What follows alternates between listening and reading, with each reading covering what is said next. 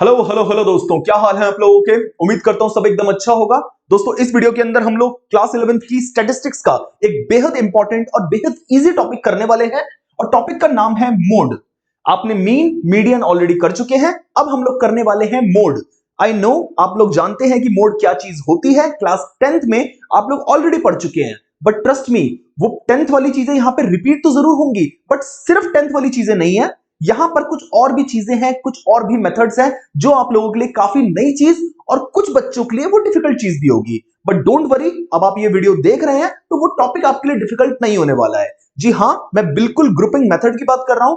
आप में से मोस्टली बच्चे यहां पर ग्रुपिंग मेथड की वजह से ही आए होंगे। तो पहले एक बार समझ लेते हैं बेसिक बेसिक क्या चीज होती है मोड, किस किस तरीके से निकाल सकते हैं, कितने कितने टाइप की सीरीज के अंदर। तो देखो, मोड की जो सिंपल डेफिनेशन है वो ये है कि वैल्यू जो अकर कर रही है मोस्ट फ्रिक्वेंटली, यानी कि सबसे ज्यादा बार रिपीट होने वाली जो भी वैल्यू होती है उसको हम लोग कहते हैं मोड। यही आपने क्लास 10th में पढ़ा होगा। यानी कि एक डेटा सेट है, उसके अंदर अलग अलग वैल्यूज दे रखी होंगी और उनमें से जो वैल्यू सबसे ज्यादा बार रिपीट कर रही है वो होती है mode. In a set of observations and around which other items of the set cluster most densely, यानी कि जिस वैल्यू के इर्द गिर्द सबसे ज्यादा आइटम्स रहे उसे हम लोग मोड कहते हैं। सर मोड यूज कहां पे होता है, एक बार वो बता दो। तो देखो, मान लेते हैं एक जूते को बनाने वाली कंपनी है ना, कंपनी का नाम है एडिडास। अब एडिडास जो कंपनी जूते बना रही है, उसे पता है कि जो उसके कस्टमर्स हैं उनके जूतों के पैरों के नंबर क्या होंगे, काफी अलग अलग होंगे। किसी का 6 नंबर, किसी का 7 नंबर, मेरा 11 नंबर, ऐसे ऐसे अलग अलग सेट्स होंगे। पर कोई तो नंबर ऐसा होगा ना जिसको यूज करने वाले सबसे ज्यादा लोग होंगे और कंपनी ये जानने में बहुत ज्यादा इंटरेस्टेड रहेगी। तो एक बार मान लेते हैं कंपनी को पता चल गया कि भैया 9 नंबर वाले पैर सबसे ज्यादा जूता खरीदते हैं, तो 9 नंबर का पैर उन लोगों के लिए क्या बन जाएगा, मॉडल वैल्यू बन जाएगी, जिसको हम मोड कहते हैं। तो सबसे ज्यादा कंपनी क्या करेगी, उन जूतों को बनाने में प्रेफरेंस रखेगी और बाकी जूतों को उसके इर्द गिर्द में ही बनाएगी। क्या आपको बात समझ आ रही है? बिल्कुल। अब मोड को रिप्रेजेंट किससे करते हैं? मोड को हम लोग कैपिटल जेड से रिप्रेजेंट करते हैं, ये बात लिख लीजिएगा। और आपको मीन का तो पता ही है कि जो भी सीरीज है उसके ऊपर बार लगा दो तो वो मीन हो जाता है। और मीडियन को हम लोग कैपिटल एम और नीचे छोटा सा ई बना देंगे तो ये मीडियन बन जाता है। अभी यहां पे फिलहाल के लिए हमारा जेड जानना बहुत ज्यादा इंपॉर्टेंट है। अब हम लोग चलते हैं आगे, कितने टाइप की सीरीज होती हैं। तो जैसे मीन और मीडियन के अंदर 3 तरह की सीरीज होती है, सिमिलरली मोड में भी 3 तरह की सीरीज होती हैं। एक होती है इंडिविजुअल सीरीज, एक होती है डिस्क्रीट सीरीज और तीसरी हमारी होती है continuous series. Sir individual series क्या होती है? बहुत सिंपल है, जहां पे आपको सिर्फ मान लेते हैं एक्स या फिर वाई सीरीज दे रखी होगी और नीचे मान लेते हैं उसकी कुछ वैल्यूज दे रखी होंगी, ये बन गई हमारी इंडिविजुअल सीरीज। डिस्क्रीट सीरीज कौन सी होती है? जहां पे आपको एक्स सीरीज दे रखी है और बगल में उसके एक फ्रीक्वेंसी की भी सीरीज दे रखी है। तो मान लेते हैं 1 2 7 13 0, इनकी वैल्यूज कितनी बार रिपीट हो रही हैं? 3 बार, 2 बार, 1 बार, 7 बार। इस तरीके से जब फ्रीक्वेंसी दे रखी है हम कहेंगे डिस्क्रीट सीरीज है। और कॉन्टिन्यूअस सीरीज कौन सी है? जो क्लास इंटरवल की होती है, 0 से 10, 10 से 20, 20 से 30 और बगल में उसके उसकी फ्रीक्वेंसी दे रखी होगी। तो जब भी आपको क्लास इंटरवल के बगल में फ्रीक्वेंसी दे रखी हो, समझ जाओ कौन सी सीरीज है, कॉन्टिन्यूअस सीरीज है। अब आइए जरा आगे चलते हैं। स्पेशली अब हम लोग बात करेंगे इंडिविजुअल सीरीज की। टुकड़ों में आगे बढ़ेंगे, धीरे धीरे हर टॉपिक को कवर करते हुए आगे बढ़ेंगे। इंडिविजुअल सीरीज में अगर आपको मोड निकालना है तो इसके 2 तरीके के मेथड है। पहला क्या है? By observation. ऑब्जर्वेशन मतलब अपनी तीखी निगाह से देखना है। और दूसरा मेथड क्या है कि आपको कन्वर्ट कर देना है इंडिविजुअल सीरीज को किसके अंदर, इनटू डिस्क्रीट सीरीज। सर ये क्या है, ये तो पहली बार पढ़ रहे हैं। कुछ नहीं है भाई, जो दूसरी सीरीज है हमारी डिस्क्रीट, बिल्कुल वहीं से इंस्पायर्ड है ये वाला। पहले क्या करना है आपको, पहला मेथड है ऑब्जर्वेशन, दूसरा है कि आप अपनी इंडिविजुअल सीरीज को पहले डिस्क्रीट सीरीज में कन्वर्ट कर लो, यानी कि फ्रीक्वेंसी के टर्म्स में, उसके बाद आप लोग मोड कैलकुलेट कर लेना। आइए जरा मैं आपको बता देता हूं कैसे। ये हमारा संदीप गर्ग का एक एग्जाम्पल है, एग्जाम्पल नंबर 29। इसके अंदर 15 बच्चों की हाइट दे रखी है कि ये 15 बच्चों की इंचेस में अलग अलग बच्चों की हाइट दे रखी है। कह रहा है वैल्यू ऑफ मोड निकालो यहां पर, तो आज निकाल लेते हैं। सबसे पहले देखो, आपको मोड किस तरीके से निकालना है, जो वैल्यू जो हाइट सबसे ज्यादा बार रिपीट कर रही है वो आपका क्या बन जाएगा, मोड बन जाएगा। ये 52 एक ही बार है और कहीं है क्या, नहीं। 50 एक ही बार है और कहीं है क्या, नहीं। 66 1 2 और 3, 3 बार दे रखा है। 3 बार क्या कोई और चीज रिपीट कर रही है? जहां तक मैं देख पा रहा हूं और मैंने बुक में ऑलरेडी देख लिया है, इसके अलावा कोई और चीज नहीं है जो 3 बार रिपीट कर रही है। यानी कि यहां पर अगर मैं ऑब्जर्व करके, मैंने ऑब्जर्वेशन से बेटा क्या निकाला, ऑब्जर्वेशन मेथड से मैंने निकाला कि जो 66 है ये क्या बन जाएगा, मोड बन जाएगा। क्यों? क्योंकि ये 3 बार रिपीट कर रहा है, सबसे ज्यादा बार रिपीट करने वाली चीज है।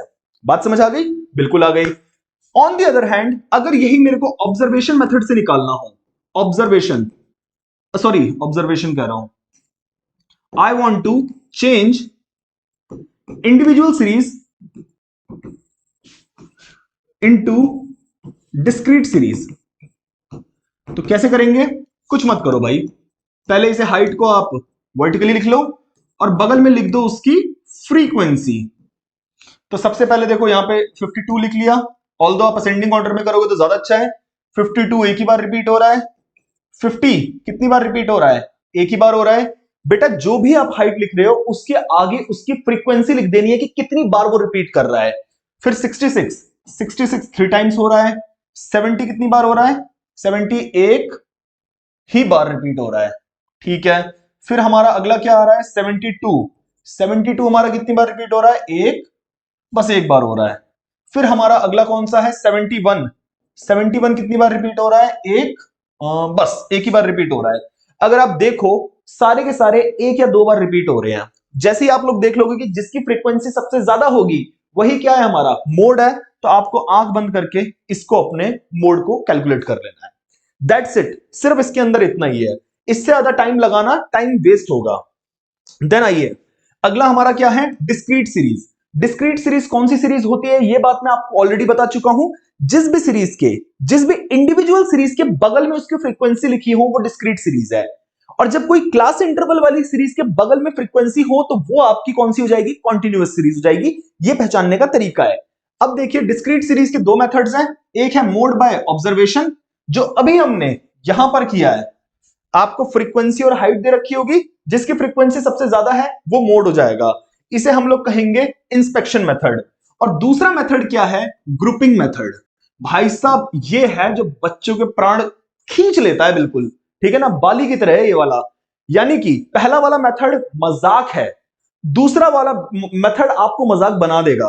तो पहले वाले मेथड के अंदर जो इंस्पेक्शन मेथड है, आपको जो वैल्यू निकल के आएगी सेम वैल्यू निकल के आएगी अगर आप लोग ग्रुपिंग मेथड निकालोगे। बस ग्रुपिंग मेथड में बहुत सारा जमाल घोटा करना है, उसके बाद आप लोगों की वैल्यू निकल के आएगी। आइए जरा एक बार क्वेश्चन देख लेते हैं। क्वेश्चन देखो क्या है, एग्जाम्पल 32। अगर मैं इसे नॉर्मल इंस्पेक्शन मेथड से निकालूं, पहले अगर मैं इंस्पेक्शन मेथड से करूं, पहले हमें सीरीज डिटरमाइन करनी है कि डिस्क्रीट सीरीज है। यस, क्योंकि आपको डेली वेजेस दे रखी हैं, मान लेते हैं एक्स सीरीज है, और नीचे नंबर ऑफ पर्सन दे रखे हैं कि कितने लोगों को वेजेस मिलती हैं, ये दे रखी है इसकी फ्रीक्वेंसी। जिसकी भी फ्रीक्वेंसी बेटा सबसे ज्यादा होगी वो क्या बन जाएगा? मोड बन जाएगा। फ्रीक्वेंसी सबसे ज्यादा इसकी है, यानी कि 130 will be our mode. That's it, ये हुआ इंस्पेक्शन मेथड। इसमें तो कुछ था ही नहीं। बट अगर इसी को आप ग्रुपिंग मेथड से करोगे, वैल्यू आपकी तब भी क्या आएगी? 130 ही मोड निकल के आएगा। बट बेटा उसका जो रास्ता है वो बहुत ही ज्यादा घूम फिर कर आएगा, ठीक है ना। अब आई थिंक आप लोगों को कमर कस लेनी चाहिए और अब हमें समझने की तरफ चलना है कि ग्रुपिंग मेथड को किस तरीके से करना है। तो I hope you guys are ready. फटाफट अपनी कॉपी निकाल लो, एक पेन निकाल लो प्यारा सा, प्रेफरेबली पेंसिल निकाल लो, क्योंकि हो सकता है आपको काटना पीटना पड़े। और हम चलते हैं सीधे मेथड की तरफ।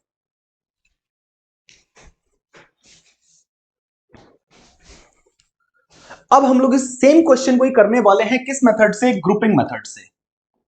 ग्रुपिंग मेथड के लिए बेटा हम लोगों को क्या करना है? दो टेबल्स बनानी है, दो एक तरीके से टेबल की फॉर्म में प्रेजेंटेशन करनी होगी। कई जगह कई स्कूल्स के अंदर एक ही टेबल में एक लास्ट में आपको टेलीमार्क्स बनवा के ही ग्रुपिंग मेथड करवा दिया जाता है, बट मोस्टली स्कूल्स के अंदर आपको दो टेबल्स बनानी पड़ेंगी। आइए पहली टेबल किस तरीके से बनाना है जरा ध्यान से देखना। सबसे पहले जो भी आपको यहां पे डेली वेजेस दे रखी है, जो भी एक्स टाइप का एलिमेंट है उसको आप यहां पर लिख लो। डेली वेजेस जितनी भी हैं वर्टिकली लिख लो आप, ये रुपीस की टर्म में दे रखी हैं।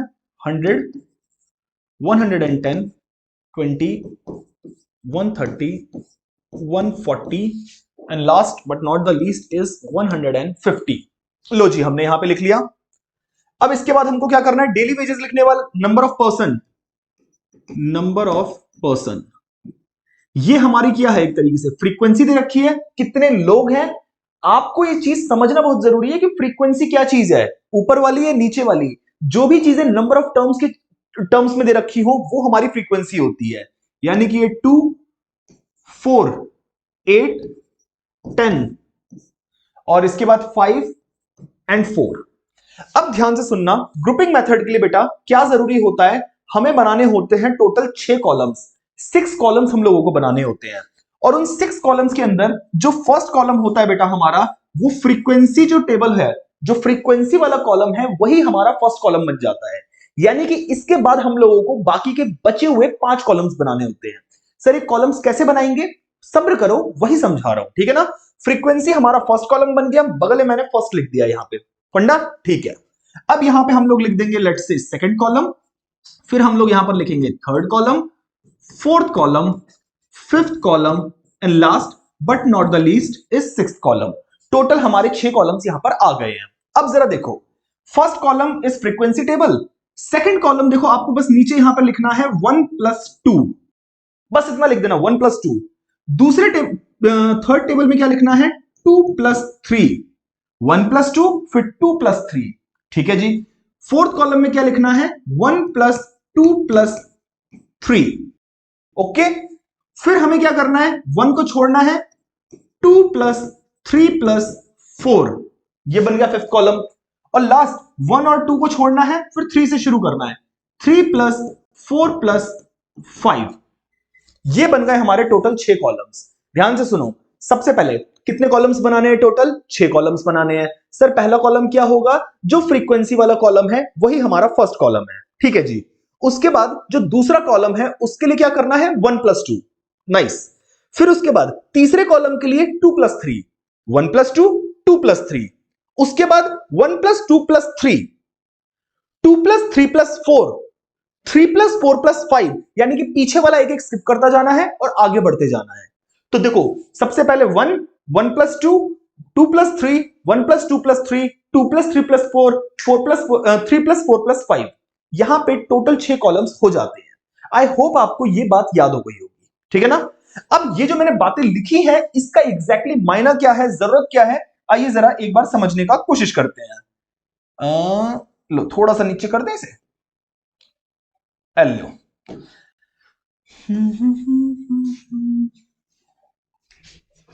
इसे मैंने यहां पे बस सुंदर सुंदर, आपको यहां प्रेजेंटेशन का ही ख्याल रखना है बेटा, बाकी तो चीजें यहां पे सॉर्टेड है। आइए सबसे पहले देखना, अब देखो 1+2 का मतलब क्या है बेटा, सबसे पहले से शुरू करो। अब फर्स्ट और सेकंड दो दो के पेयर बनाने हैं, यानी कि यहां पर देखो इस वाले फ्रीक्वेंसी टेबल को फॉलो करना है, सिर्फ सिर्फ फ्रीक्वेंसी टेबल को फॉलो करना है। और फ्रीक्वेंसी टेबल में जो पहला है और जो दूसरा है इनको प्लस कर दो। फ्रीक्वेंसी टेबल में जो पहला और दूसरा है उसको प्लस कर दो, क्योंकि 1+2 का मतलब है पहला और दूसरा, आपने प्लस कर दिया। यानी कि बेटा 2+4 इज इक्वल टू कितना हो गया, 6 हो गया। पहला दूसरा प्लस कर दिया, रुकना नहीं है यहां पे, अब दो दो के यहीं से कंटिन्यूइंग पेयर्स बनाने हैं। 1+2 मतलब 1 सिर्फ ये बता रहा है कि पहले से शुरू करना है आपको।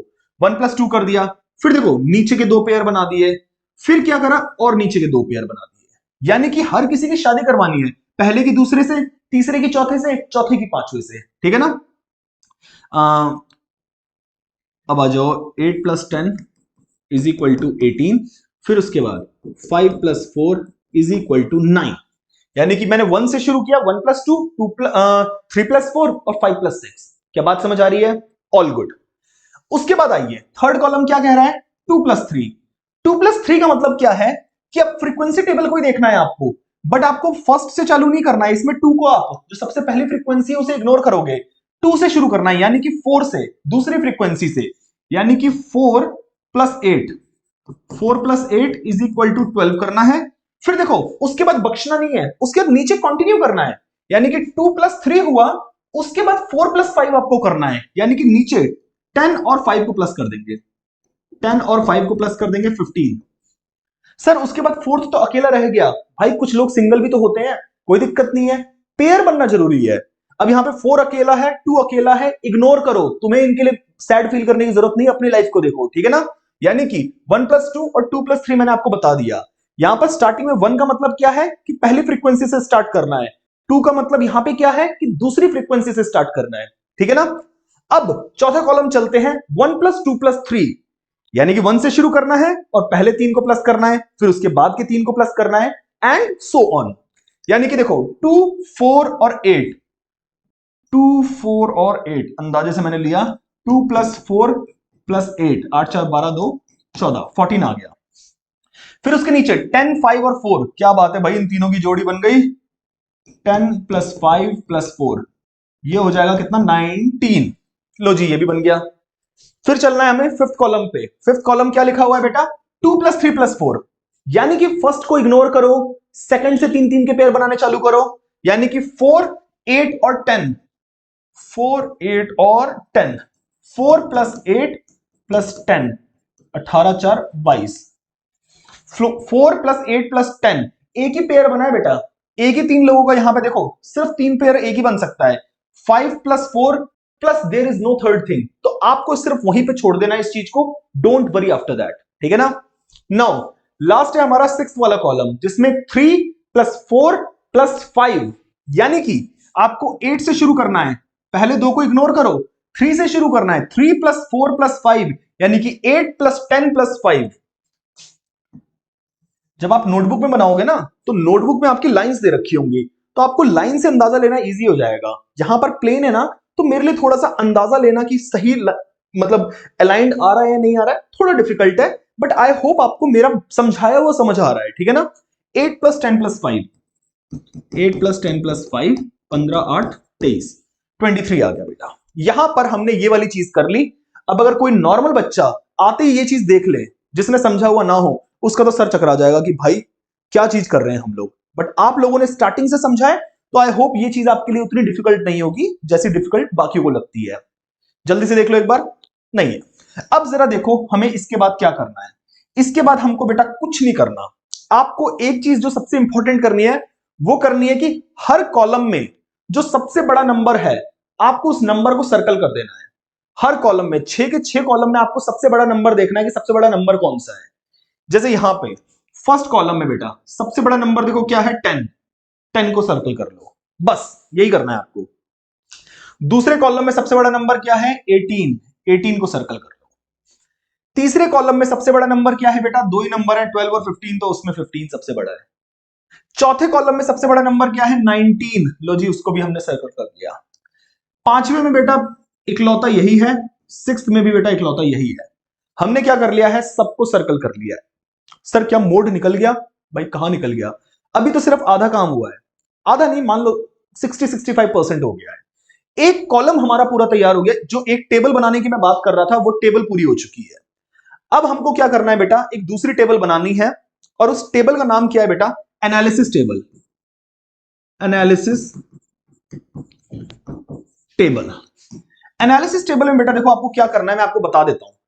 जो पहली वाली टेबल के अंदर जो आपकी हॉरिजॉन्टल लाइन है, इसमें उसे वर्टिकल लाइन कर दो, और जो वर्टिकल लाइन है इसको यहां पर हॉरिजॉन्टल कर दो। बस आपको ये चीजें चेंज करनी है, हॉरिजॉन्टल को वर्टिकल कर दो, वर्टिकल को हॉरिजॉन्टल कर दो, ठीक है ना। आइए जरा, यानी कि एनालिसिस टेबल, सबसे पहले देखिए आपको कॉलम लिखना है। यहां पे कॉलम हमारा हॉरिजॉन्टली था, अब यहां पे आप लोग लिखोगे first, second, third, fourth and sixth, first second third fourth and sixth. और इसी के बगल में यहां पे हम लोग ऐसे साइज लिख देंगे, जो यहां पे देखो ये वाली चीजें हैं, डेली वेजेस है ना, साइज नहीं डेली वेजेस लिख देना, 100, 110, 100 से लेके 150।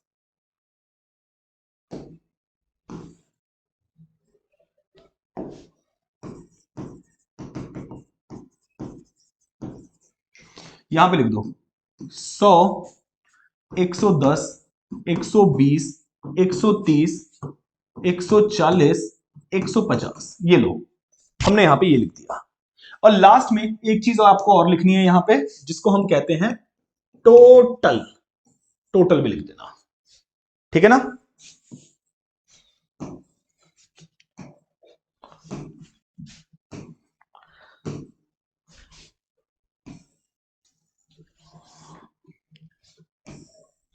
जल्दी से एक बार लाइंस खींच लेनी है। आप तो लकी हो बेटा, आपकी नोटबुक में लाइंस होंगी, आपको सिर्फ वर्टिकल लाइंस खींचने की जरूरत पड़ेगी और कुछ भी नहीं। ये लो बेटा, हमने यहां पे पूरा का पूरा क्या कर दिया, मकड़ी का जाल बना दिया। लो, आई होप आपको ये बात समझ आ रही होगी। आ जाओ, समझ आ रही है तो अब देखो शुरू करते हैं। बेटा एनालिसिस टेबल ऐसे ही हवा में नहीं बनेगी, आपको ऊपर देखना पड़ेगा, ऊपर देखना पड़ेगा, बार बार हमें मूव करना होगा। सबसे पहले हम लोग क्या करेंगे बेटा, सबसे पहले हम लोग फर्स्ट कॉलम की तरफ मूव करेंगे। फर्स्ट कॉलम में देखो, फर्स्ट कॉलम में बेटा सबसे बड़ा देखो कौन सा है। फर्स्ट कॉलम में सबसे बड़ा नंबर क्या है हमारा, 10। और एक बात बताओ, 10 को आपको कुछ नहीं करना, आपको देखना है डेली वेजेस में 10 किसके बगल में है। 10 डेली वेजेस के बगल में किसमें है, 130। यानी कि 130 के आगे 10 है, तो आपको 130 के आगे एक टिक लगा देना है कि कॉलम वन में सबसे बड़ा कौन है, 130 बड़ा है, तो आपको 130 के आगे सिर्फ एक टिक लगा देना है। तो देखो यहां पे मतलब समझो, कॉलम 1 और 130, यानी कि यहां पर एक टिक लगा दो कि कॉलम 1 के अंदर सबसे बड़ा कौन सा है, 130, तो उसके अंदर आपने एक टिक लगा दिया। इनमें से किसी और में मत लगा देना, वरना यह माना जाएगा कि कॉलम 1 में वो चीज सबसे बड़ी थी। तो कॉलम 1 के अंदर सबसे बड़ा 130 है, तो उस ब्रैकेट में क्या कर दिया, एक टिक लगा दिया। एक तरीके से मैट्रिक्स क्रिएट हो गई है। ठीक है, अब आइए जरा, अब हमें अगली तरफ चलना है। कॉलम 2 आओ, कॉलम टू में सबसे बड़ा क्या है बेटा, 18। 18 में एक बात बताओ, 18 सबसे बड़ा है, पर 18 किसी एक चीज से तो बना नहीं है, 18 दो चीजों से बना है, 8 और 10 को प्लस करके। 8 और 10 कहां पे है, 8 और 10 देखो ये रही यहां पे आपके 8 और 10। अब 8 और 10 बेटा दोनों, इन दोनों को ही हमें लेना पड़ेगा टिक लगाने के लिए। 8 और 10 किसके आगे हैं, एक 120 के आगे है और एक 130 के आगे है। यानी कि अब सेकंड कॉलम के लिए हमें 120 के आगे भी टिक लगाना है और हमें 130 के आगे भी टिक लगाना है। क्या बात समझ आ रही है। सबसे पहले देखना है कि सेकंड कॉलम में सबसे बड़ा है क्या, 18। 18 किन दो फ्रीक्वेंसी को प्लस करके बना है, 8 और 10 को। ठीक है, अब ये 8 और 10 किसके आगे हैं भैया, 120 और 130 के आगे हैं। तो लो जी, 120 और 130 के आगे हैं, तो हमने सेकंड कॉलम में सबसे बड़ा क्या है, 120 है और 130 है। ठीक है जी, 130 को तो 2 पॉइंट मिल गए हैं, कोई बात नहीं, आगे चलते हैं। इसके बाद अगली चीज क्या है, थर्ड कॉलम देखो, थर्ड कॉलम में सबसे बड़ा क्या है, 15 किन दो चीजों से बना हुआ है, ऐसे ही सीखना है। 15 बना है 10 प्लस 5 से। 10 प्लस 5 यहां पे आ जाओ, 10 प्लस 5, 10 और 5 किसके आगे हैं, 130 और 140 के आगे हैं। यानी कि थर्ड कॉलम के लिए किसके आगे टिक लगेंगे, 130 एंड 140 के आगे, 130 एंड 140 के आगे। देखो थर्ड कॉलम में हमने यहां टिक लगा दिया। क्या बात समझ आ रही है। फिर उसके बाद बारी आती है किसकी, फोर्थ कॉलम की। फोर्थ कॉलम में सबसे बड़ा है 19। ठीक है, 19 किन तीन चीजों से बना है, 10 प्लस 5 प्लस 4, 10 प्लस 5 प्लस 4, ये रहा 10 प्लस 5 प्लस 4, इन तीन चीजों से बना हुआ है। यानी कि, और ये तीन चीजें किसके आगे हैं, 130, 140, 150। तो टिक किस पे लगेगा, फोर्थ कॉलम में 130, 140 और 150। 130 से 150, 130 से 150, फोर्थ कॉलम में 130 से 150, तीनों पे लगेगा टिक। आइए अब फिर आ जाओ फिफ्थ कॉलम पे। फिफ्थ कॉलम बेटा 22 किससे बना हुआ है, 4, 8 और 10 से। 4, 8 और 10 हम फ्रीक्वेंसी में देखें, ये रही 4, 8 और 10, 4, 8 और 10, ये किसके सामने है, 110, 120, 130। यानी कि इन तीनों के आगे हमें क्या करना है, टिक लगाना है। 110, 120, 130, 110, 120, 130, कहां गया, 110, अरे एक मिनट, 110, 120, 130, एक छोटी सी हो गई अपन से मिस्टेक, कोई बात नहीं, हमारी मिस्टेक इतनी भारी मिस्टेक तो है नहीं, तुरंत सॉल्व हो जाएगी। ये लो, इसे फिफ्थ लिख लो, नीचे लिख लो सिक्स, फिर लिख लो टोटल। क्या सर ध्यान कहां है आपका, कहीं नहीं यार, आ जाओ। इसके बाद अपन क्या देखेंगे, हम लोग देखेंगे हमारा सिक्स्थ कॉलम या लास्ट कॉलम।